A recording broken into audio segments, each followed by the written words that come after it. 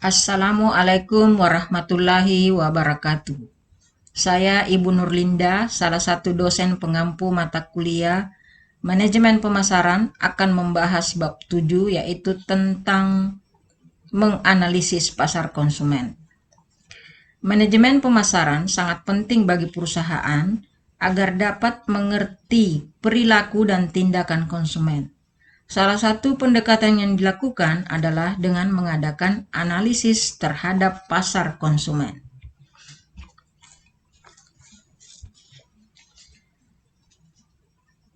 Pasar konsumen adalah sekelompok pembeli yang membeli barang untuk dikonsumsi, bukan untuk dijual atau diproses lebih lanjut. Dalam menganalisis suatu pasar konsumen, pemasar perlu mengetahui tentang penduduk, objek, tujuan pembeli, organisasi, operasi, peristiwa, dan tempat penjualan. Selanjutnya, perilaku konsumen. Pengertian perilaku konsumen adalah proses dan aktivitas seseorang yang berhubungan dengan pencarian, pemilihan, pembelian, penggunaan, serta mengevaluasi produk dan jasa demi memenuhi kebutuhan. Perilaku konsumen dalam pembelian dapat dipengaruhi oleh beberapa faktor, yaitu pertama adalah faktor budaya, kedua faktor sosial, dan yang ketiga adalah faktor pribadi. Faktor budaya. Budaya atau kultur adalah penyebab paling mendasar dari keinginan dan tingkah laku seseorang, karena budaya tumbuh dalam suatu masyarakat sejak kecil. Pengertian budaya itu sendiri adalah kumpulan nilai-nilai dasar, persepsi, keinginan, dan tingkah laku yang dipelajari oleh seorang anggota masyarakat dari keluarga dan lembaga penting lainnya. Setiap masyarakat mempunyai budaya dan pengaruh budaya pada tingkah laku pembelian bervariasi amat besar. Oleh karenanya, pemasar selalu mencoba menemukan pergeseran budaya agar dapat mengetahui produk baru yang mungkin diinginkan. Kemudian yang berikutnya adalah subbudaya. Subbudaya adalah sekelompok orang yang mempunyai sistem nilai sama berdasarkan pada pengalaman hidup dan situasi, termasuk juga agama, kelompok ras, dan wilayah geografi. Banyak subbudaya membentuk segmen pasar penting, dan pemasar sering merancang produk dan program pemasaran yang disesuaikan dengan kebutuhan mereka. Sebagai contoh, di Indonesia mayoritas penduduknya adalah beragama Islam. Jadi sebuah perusahaan sebelum memproduksi sebuah produk sebaiknya menampilkan atau menyertakan label halal di setiap produknya. Kemudian yang berikutnya, faktor budaya adalah kelas sosial. Setiap masyarakat memiliki semacam kelas sosial. Kelas sosial ditentukan oleh pendapatan, kekayaan, pendidikan, dan pekerjaan. Ciri kelas sosial. Yang pertama adalah orang-orang di kelas sosial yang sama cenderung memiliki kemiripan dengan kemiripan seragam dibandingkan di kelas yang berbeda.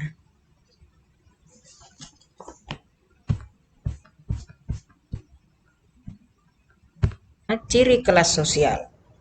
Kelas sosial menunjukkan preferensi produk dan merek yang berbeda dalam banyak hal, termasuk pakaian, perabot rumah tangga, kegiatan dalam waktu luang, mobil, dan lain-lain sebagainya. Kelas sosial memiliki beberapa ciri. Yang pertama, orang-orang di dalam kelas sosial yang sama cenderung berperilaku lebih seragam daripada orang-orang dari dua kelas sosial yang berbeda. Yang kedua, orang merasa dirinya menempati posisi inferior dan superior di kelas sosial mereka. Yang ketiga, kelas sosial ditandai oleh sekumpulan variabel seperti penghasilan, pekerjaan, dan sebagainya. Yang keempat adalah individu dapat berpindah dari satu tangga ke tangga lain pada kelas sosialnya selama masa hidup mereka. Kelas sosial merupakan bentuk segmentasi yang hierarki dan alami. Dikarenakan aspek hierarki kelas sosial begitu penting bagi pemasar dan produsen untuk menentukan konsumen mana yang akan dituju dari produk yang telah diciptakan. Apa untuk status yang lebih tinggi atau status yang lebih rendah. Memang di sini begitu terlihat ketidakadilan dan jarak terhadap konsumen. Namun, itu semua merupakan segmentasi yang alamiah karena semua sudah terjadi dan tercipta dengan sendirinya. Adapun yang merupakan ukuran kelas sosial dari konsumen yang dapat diterima secara luas dan mungkin merupakan ukuran kelas sosial terbaik, terlihat dari pekerjaan, pendidikan, dan penghasilan. Selanjutnya kita masuk ke faktor sosial, di mana faktor sosial ini dipengaruhi oleh orang-orang di sekitar kita. Faktor-faktor sosial. Yang pertama adalah kelompok referensi.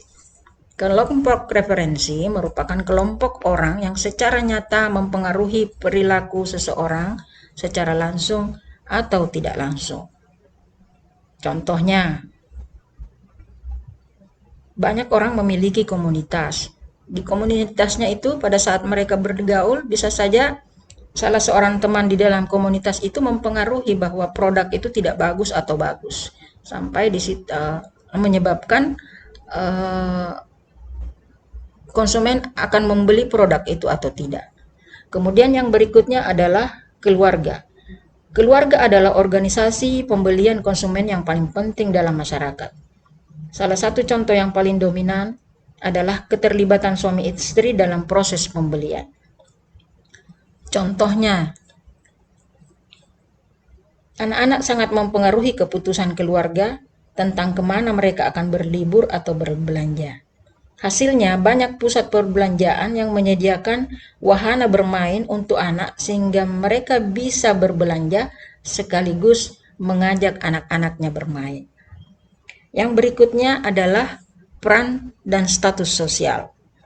Peran dan status sosial seseorang ketika dia menjadi anggota kelompok, klub, organisasi, posisinya ditentukan banyaknya peran dan status seseorang itu sendiri. Contoh, seorang ibu yang bekerja di sebuah perusahaan sebagai manajer secara otomatis akan membeli pakaian yang sesuai dengan perannya. Maka bermunculanlah pakaian seragam dan lain-lain sebagainya. Berikutnya, faktor pribadi dipengaruhi oleh karakteristik pribadi. Yang pertama adalah usia dan tahap siklus hidup. Konsumsi dibentuk oleh siklus hidup karena orang membeli barang dan jasa yang berbeda-beda sepanjang hidupnya. Selera akan makanan, pakaian, perabotan, dan rekreasi seringkali berhubungan dengan umur. Membeli juga dibentuk oleh tahap daur hidup keluarga. Tahap-tahap yang mungkin dilalui oleh keluarga sesuai dengan kedewasaannya. Oleh karena itu, para pemasar harus memberi perhatian yang lebih besar pada hal tersebut. Kemudian yang berikutnya adalah pekerjaan dan lingkungan.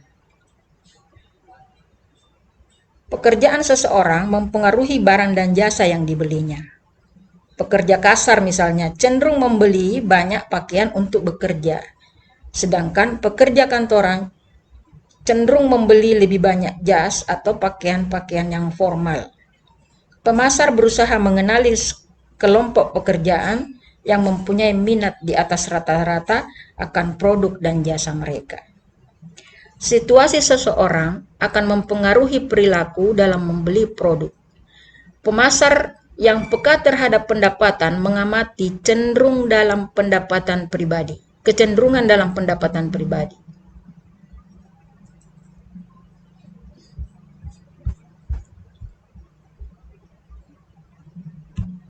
Selanjutnya, pekerjaan dan lingkungan ekonomi. Pekerjaan seseorang mempengaruhi barang dan jasa yang dibelinya. Pekerja kasar cenderung membeli banyak pakaian untuk bekerja, sedangkan pekerja kantoran membeli lebih banyak jas dan pakaian-pakaian formal. Pemasar berusaha mengenali kelompok pekerjaan yang mempunyai minat di atas rata-rata akan produk dan jasa mereka. Situasi seseorang akan mempengaruhi perilaku dalam membeli produk. Pemasar yang peka terhadap pendapatan mengamati kecenderungan dalam pendapatan pribadi, tabungan, dan tingkat minat. Bila indikator ekonomi menunjukkan resesi, pemasar dapat mengambil langkah-langkah untuk merancang ulang, memposisikan kembali, dan mengubah harga produknya. Yang berikutnya, kepribadian dan konsep diri. Kepribadian seseorang yang jelas mempengaruhi tingkah laku membelinya.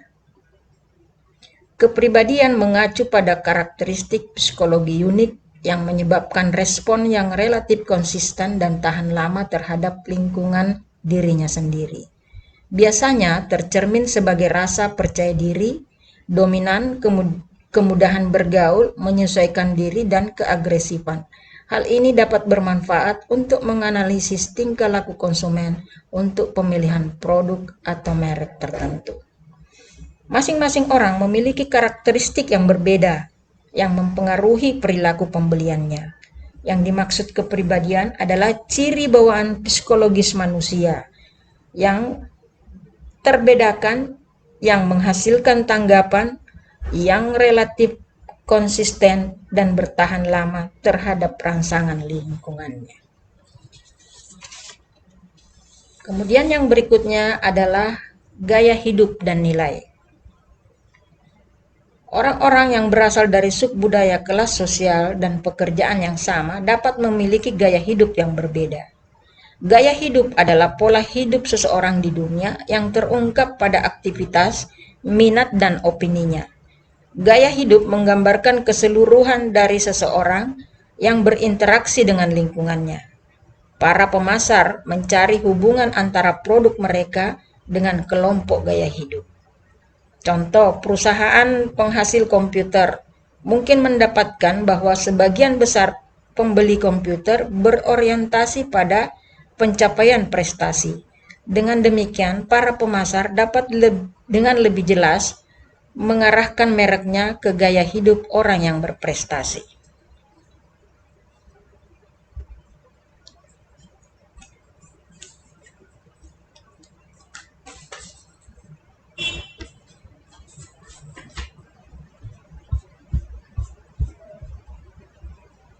Proses psikologi kunci, mengetahui rangsangan pemasaran dan lingkungan kesadaran konsumen.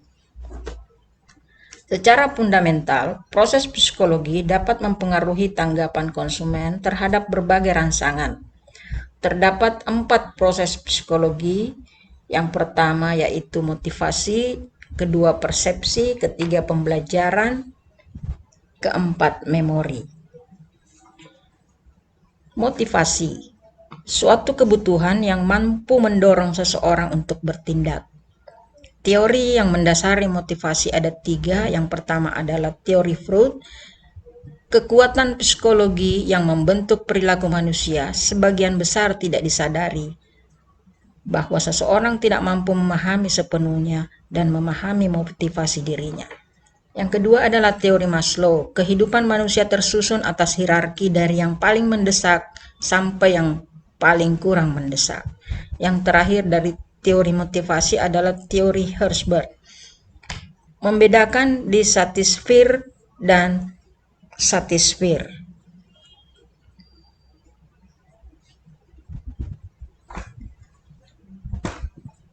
Yang berikutnya adalah persepsi. Persepsi atau proses yang digunakan oleh individu untuk memilih, mengorganisasi, dan menginterpretasikan. 3 proses persepsi. Yang pertama adalah perhatian selektif. Para pemasar harus bekerja keras dalam rangka menarik perhatian yang konsumen. Yang kedua adalah distorsi selektif, adalah kecenderungan penafsiran informasi sehingga sesuai dengan prakonsepsi kita. karena konsumen akan sering memelintir informasi sehingga sesuai dengan keyakinan mereka tentang merek dan produk. Yang ketiga adalah persepsi bawah sadar, menuntut keterlibatan dan pemikiran aktif konsumen, karena diam-diam pemasar menanamkan pesan bawah sadar dalam iklan dan kemasan. Kemudian yang berikutnya, proses psikologi kunci adalah pembelajaran. Pembelajaran meliputi perubahan perilaku seseorang yang timbul dari pengalaman. Kemudian memori. Memori semua informasi dan pengalaman yang dihadapi seseorang ketika mereka mengarungi hidup dapat berakhir dalam memori jangka panjang. Proses memori merujuk pada bagaimana dan di mana informasi itu masuk ke dalam memori. Ada 3 faktor penting, yaitu yang pertama, adanya informasi produk lain dalam memori dapat memproduksi efek campur tangan. Yang kedua, masa sejak pemaparan pada informasi saat encoding dapat mempengaruhi kekuatan dari asosiasi merek baru. Yang ketiga, informasi mungkin tersedia dalam memori yang secara potensial dapat diingat, namun mungkin tidak dapat diingat lagi. Adapun contoh, nanti pada saat Zoom kami memberikan contoh. Kemudian yang berikutnya, proses keputusan pembelian. Proses pengambilan keputusan pembelian merupakan sebuah pendekatan penyelesaian masalah yang terdiri dari 5 tahap. Model 5 tahap dasar ini memainkan peran penting dalam memahami bagaimana konsumen secara aktual mengambil keputusan pembelian. Yang pertama adalah pengenalan kebutuhan. Proses pembelian dimulai ketika pembeli mengenali masalah atau kebutuhan apa yang mereka inginkan. Setelah mereka mengetahui kebutuhannya, kemudian mereka mencari informasi. Sumber-sumber informasi utama yang menjadi acuan konsumen berpengaruh terhadap keputusan pembelian. Kemudian melakukan evaluasi alternatif. Suatu pemilihan tindakan dari 2 atau lebih pilihan alternatif dalam proses pengambilan keputusan selanjutnya kadang dipengaruhi oleh keyakinan dan sikap. Melalui bertindak dan belajar, orang mendapatkan keyakinan sikap. Keduanya kemudian mempengaruhi perilaku pembelian. Kemudian model ekspektasi nilai, mengambil sikap terhadap berbagai merek melalui prosedur evaluasi atribut. Lanjutan model 5 tahap, keputusan pembelian. Keputusan untuk membeli di sini merupakan proses pembelian yang nyata. Setelah tahap-tahap proses pengambilan keputusan pembelian dilakukan, maka konsumen harus mengambil keputusan apakah membeli atau tidak. Bila konsumen memutuskan untuk membeli, konsumen akan menjumpai serangkaian keputusan yang harus diambil, menyangkut jenis produk, merek, penjual, kuantitasnya, waktu pembelian, dan cara pembayaran. Yang berikutnya, faktor-faktor pengintervensi. Yang pertama adalah sikap orang lain. Sejauh mana sikap orang lain dapat mengurangi alternatif yang disukai akan tergantung pada 2 hal, yaitu intensitas sikap negatif orang lain terhadap alternatif yang disukai konsumen dan motivasi konsumen untuk menuruti orang itu atau orang lain. Yang berikutnya adalah kedua adalah faktor situasi yang tidak terantisipasi yang dapat muncul dan mengubah nilai pembelian. Keputusan konsumen untuk memodifikasi, menunda dan menghindari suatu keputusan sangat dipengaruhi oleh risiko yang dirasakan. Yang berikutnya, perilaku pasca pembelian. Setelah pembelian, konsumen mungkin merasa puas atau tidak puas. Tugas pemasar adalah memantau kepuasan pasca pembelian, tindakan pasca pembelian, dan pemakaian produk pasca pembelian. Kepuasan pasca pembelian. Kepuasan pembeli adalah fungsi dari seberapa sesuainya harapan pembeli produk dengan kinerja yang dipikirkan pembeli atas produk tersebut. Yang kedua, tindakan pasca pembelian. kepuasan dan ketidakpuasan terhadap produk akan mempengaruhi perilaku konsumen selanjutnya. Misalnya, apakah dia akan membeli kembali atau tidak. Kemudian teori lain tentang pengambilan keputusan konsumen. Ada 4 ya. Yang pertama, tingkat keterlibatan konsumen.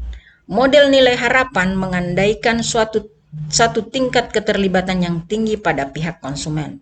Kemudian, model kemungkinan elaborasi berpengaruh terhadap perubahan pembentukan sikap, menggambarkan bagaimana konsumen melakukan evaluasi yang tinggi maupun yang rendah. Yang berikutnya, strategi pemasaran keterlibatan rendah. Banyak produk dibeli pada kondisi rendahnya keterlibatan konsumen dan tidak adanya perbedaan antar merek yang signifikan. Yang berikutnya, perilaku pembelian yang mencari variasi. Beberapa situasi pembelian ditandai oleh keterlibatan konsumen yang rendah, tetapi perbedaan antara merek signifikan.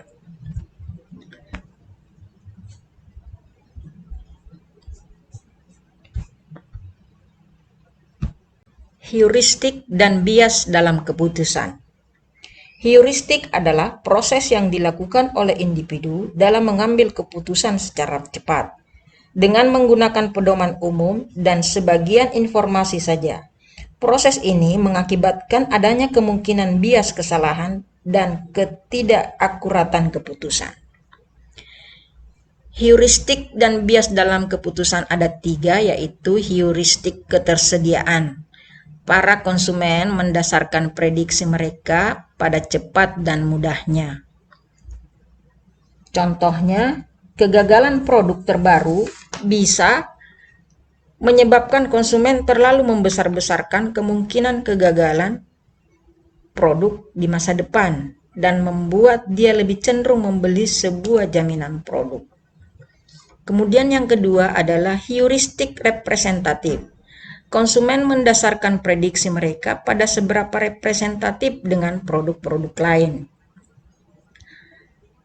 Contoh, satu alasan mengapa merek-merek yang berbeda dalam kategori produk yang sama menampilkan kemasan yang begitu mirip adalah bahwa ingin terlibat sebagai representatif dari kategori tersebut secara keseluruhan. Kemudian yang berikutnya, heuristik penyesuaian. Konsumen sampai pada penilaian awal dan kemungkinan melakukan penyesuaian kesan pertama yang berdasarkan pada informasi tambahan. Akunting mental.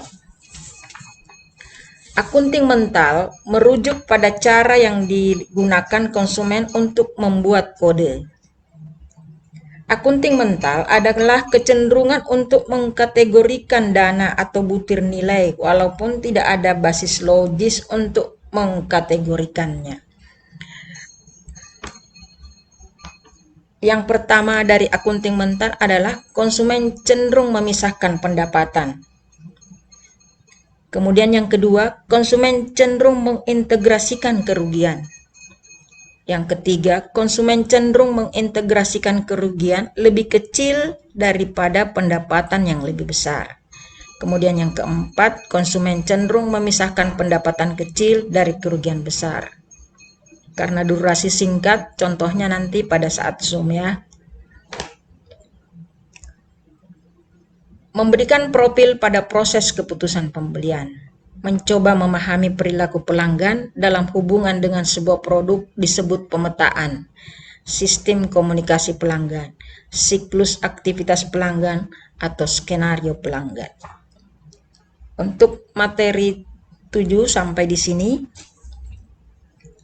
Sekian dan terima kasih. Wassalamualaikum warahmatullahi wabarakatuh.